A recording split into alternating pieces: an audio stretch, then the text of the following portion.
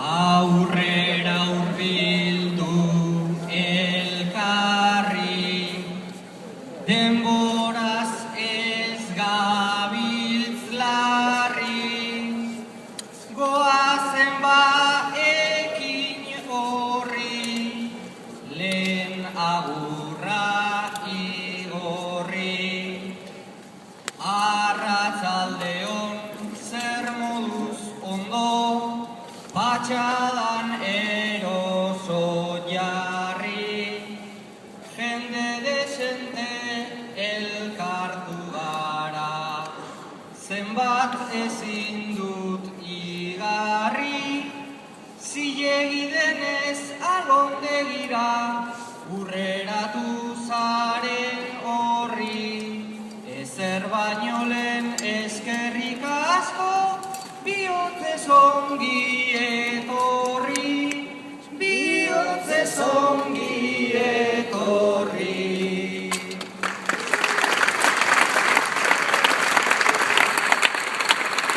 Aurkezpena pertsoz dela, horrela izan behar zela, ta tokatu zait pastela, nori tokatu bestela. Ia babeintzat gaur lortzen dugun, giro goxoa epela, bueno ohartu ote zarete, korrika badatorrela, ta 18. aldikoz iristen dela horrela, aurkez dezagun gaurkoan bada, merezi duen bezala, merezi duen bezala.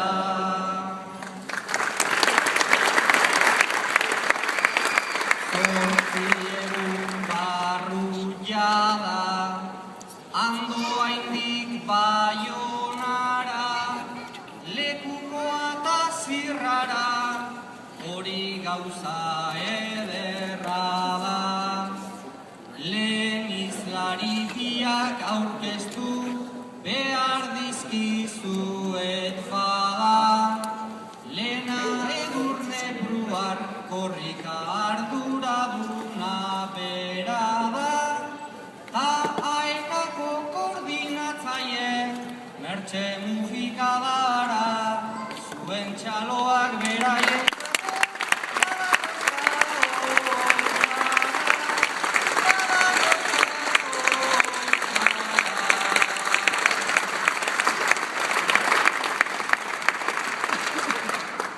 Arratsaldeon eta ongi etorri. Eta mesedetxo bat, apurtxo bat hurbilduko zarete? Eskerrik asko. Arratsaldeon eta ongietorri Korrika 18-ren aurkezpen sozialera. Lehenengo eta behin, eskerrak eman nahi dizkiet Aekaren eta Korrikaren izenean Bilboko udalari gaurko ekitaldirako alondiga hau usteagatik, kalerapeko kultur guneari gero dastatuko ditugun bokaduengatik, Abar Produziak enpresari hau guztia antolatzeagatik, gure Beñati bertsoz ekitaldia maizuki gidatzeagatik, eta zuoi denoi noski gaur ona Korrikaren aurkezpen sozialean gurekin egotera etortzeagatik. Badakizuenez, 18. Korrika martxoaren 14-an gaur 8 hasiko da Andoainen, Martin Ugalde parkean hain zuzen ere. Eta 11 egun geroago amaituko da martxoaren 24-an Baionan.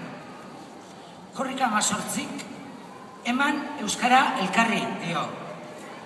Euskarak, euskal herritarrok elkarrekin bizitzeko hizkuntza izan behar duelako.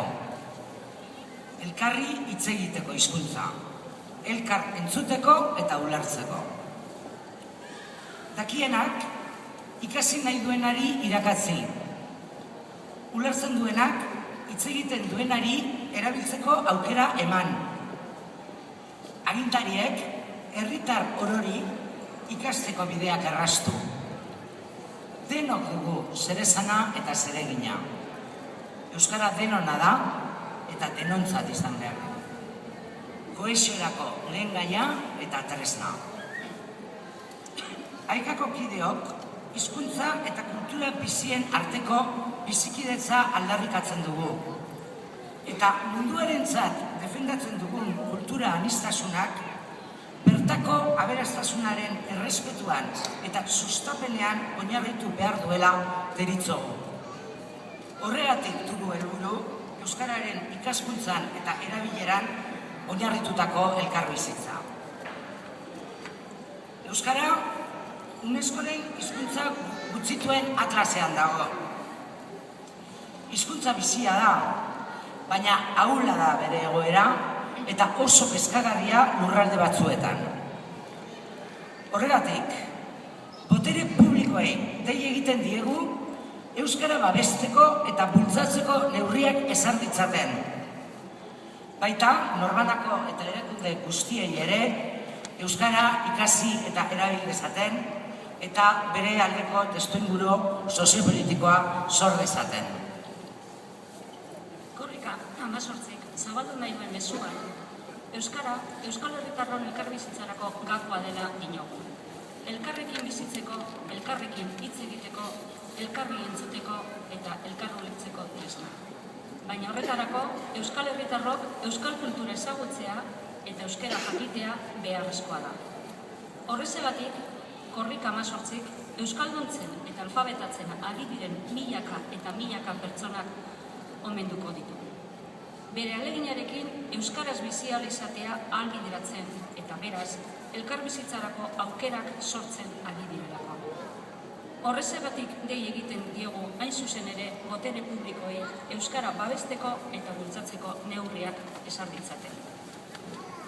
Krisi garaian bizi gara, hori ezin daukatu. Eta hala ere, milaka ikasleari dira euskara ikasten egunero Euskal Herriko euskaltegi, barnetegi, hautekaskuntza zentro batean eta gau eskoletan. Idatziz jasota dago, azken hamarkadetan euskarak 300.000 hiztun irabazi dituela. Eta horren laurdena gutxienez, euskaltegietan euskaldundu diren pertsonei esker izan da. Eta gehiago diogu, etorkizun hurbilean kopuru hori handituko bada, egun euskaltegietan ikasten ari direnei egungo ikasleei zor diogu. Nola ez dugu ba euskara ikasleek denboran eta dirutan egiten duten ahalegina eskertuko?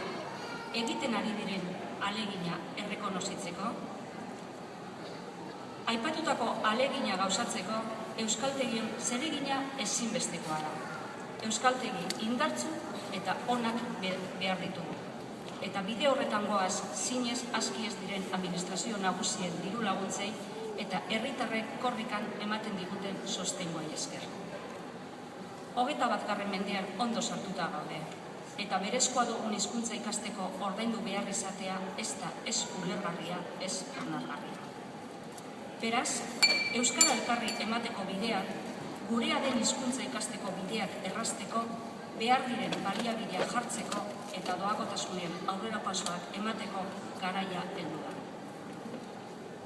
Euskara ikasleak omentzeko asmoz eta eman euskara elkarri zer den ondo baino hobeto erakusteko bideotxo bat egin dugu.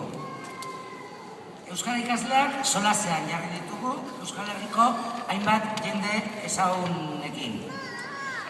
Euskarari buruz zein beraien zaletasunei buruz aritzeko. Euskara elkarri emateko alegia. Aspaldiko korrikaren lagun batek zuzendu eta montatu du, Erizapirainek, hortik dabil, eskerrik asko.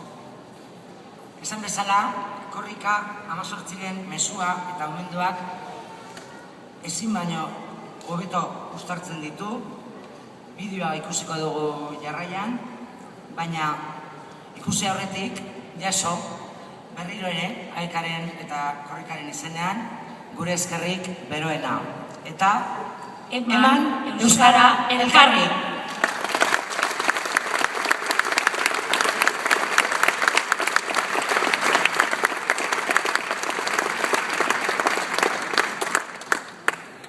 Euskal hiztun kopurua, geldo baina aziztoa, xumeki baikortasunez, ikus daiteke geroa.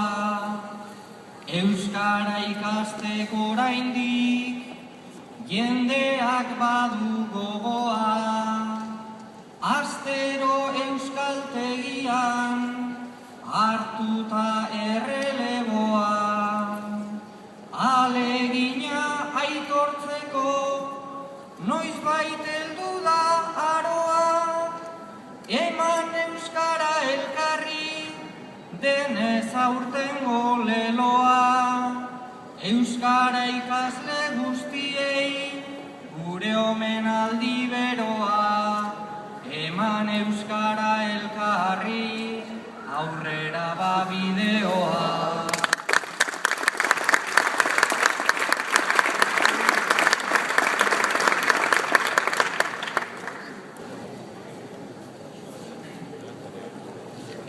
Hauzen dena mila esker, berriro etortzearen, ezaztu hurrengo zita, daukagula andoainen, kilometroz kilometro, elkarrekin joan gaitezen, lekukoaz da mezuaz, Baionara arte zuzen, eman euskara elkarri, aldarria egin ozen, orain jana eta edana badituta goazen, honeginekin pintxoei korrik aldegin baino lehen, honeginekin pintxoei korrik aldegin baino lehen.